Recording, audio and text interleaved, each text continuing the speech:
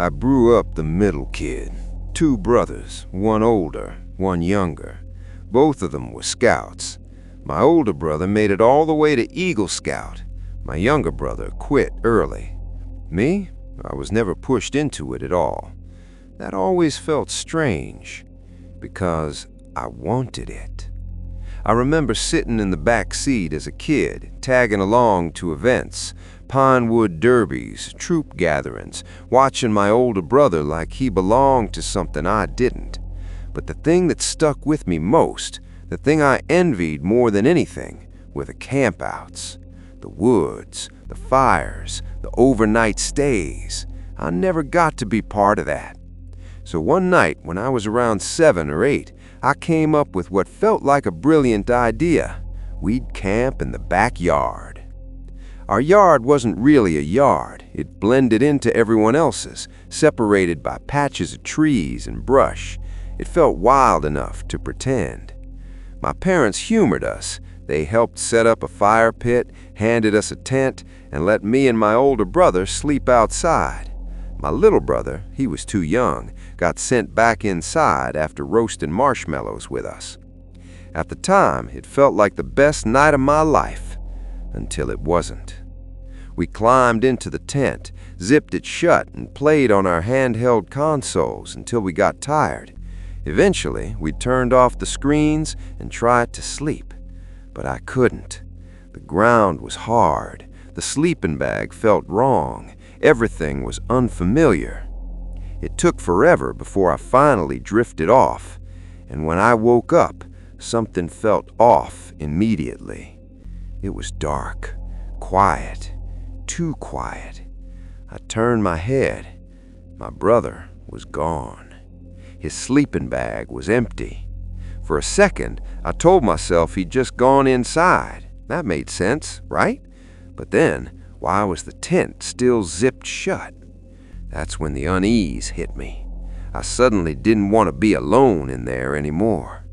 I crawled toward the zipper and slowly opened it just enough to peek outside. That's when I saw him, a man sitting by the fire pit, facing the tent, watching. I froze. My breath caught in my throat as I yanked the zipper closed and scrambled back into my sleeping bag like it could somehow protect me. My heart was pounding so loud I was sure he could hear it. I told myself not to move, not to make a sound. Maybe he'd think no one was inside. Then I heard it, the scrape of the chair. He stood up. I could see his shadow now through the thin fabric, blocking the faint moonlight. He was right outside, right outside. Then the zipper moved, slowly, deliberately, just a few inches at first. I couldn't breathe. There was a small gap near the bottom of the tent where the zipper didn't fully close. I'd never noticed it before, until that moment, because now there was an eye pressed against it, staring directly at me, unblinking, too close, too real. I tried to scream, but nothing came out at first. My body locked up. Then the eye narrowed slightly, like he was smiling. That's when I broke. I screamed, kicked out of my sleeping bag, slammed into the tent poles. Everything collapsed around me. And just as suddenly, footsteps, running, gone. The porch light snapped on. My dad burst outside, yelling, but whoever it was had already disappeared. The police came. They searched, asked questions. They found nothing. But I didn't sleep in that tent again. I didn't sleep alone for a long time after that.